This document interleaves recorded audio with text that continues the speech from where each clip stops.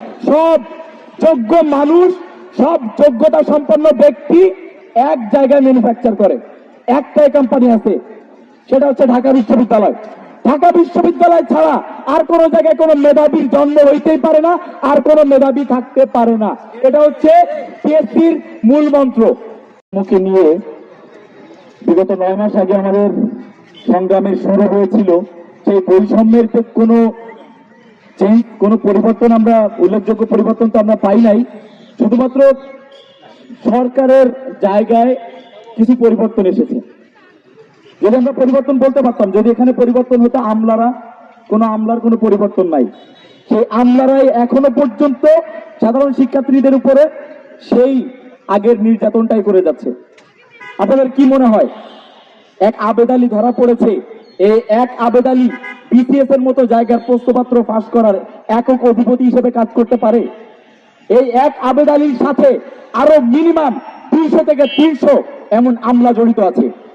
সেটা একজন সামান্য ড্রাইভার মাত্র, তার সাথে জড়িত দেখেন কত আমলা থেকে শুরু করে কত মন্ত্রী পর্যায়ের লোক পর্যন্ত ছিল। আজকে সেই আবেদ আলীর বিচার এখনো পর্যন্ত সুস্পষ্ট বিচার করা হয় নাই।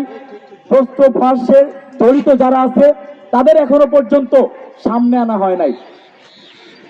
আজকে পিএসসির যেই জটিলতা, একটা শিক্ষার্থী পড়াশোনা শেষ করে সে প্রিলি পরীক্ষা দিচ্ছে, প্রিলি পরীক্ষায় পাশ করে রিটেন দিচ্ছে, রিটেনে দিয়ে আবার যদি যখন ভাইভাতে ফেল করছে তাকে আবার রিস্টার্ট করা লাগতেছে।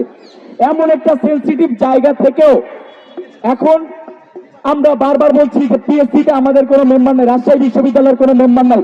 সব যোগ্য মানুষ, সব যোগ্যতা সম্পন্ন ব্যক্তি এক জায়গায় ম্যানুফ্যাকচার করে। একটাই কোম্পানি আছে, সেটা হচ্ছে ঢাকা বিশ্ববিদ্যালয়। ঢাকা বিশ্ববিদ্যালয় ছাড়া আর কোন জায়গায় কোনো মেধাবীর জন্ম হইতেই পারে না, আর কোনো মেধাবী থাকতে পারে না। এটা হচ্ছে পিএসসির মূল মন্ত্র।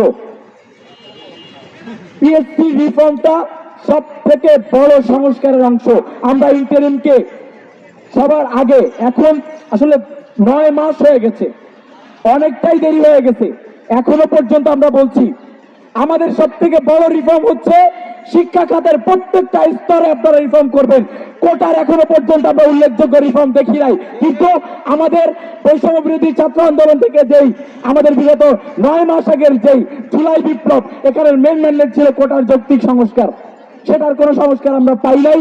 পিএসসির এখনো পর্যন্ত কোনো সংস্কার পাই নাই, নিবন্ধনের কোনো যৌক্তিক সংস্কার এখনো পাই নাই। তাহলে আলটিমেট সংস্কারটা কোথায় হচ্ছে?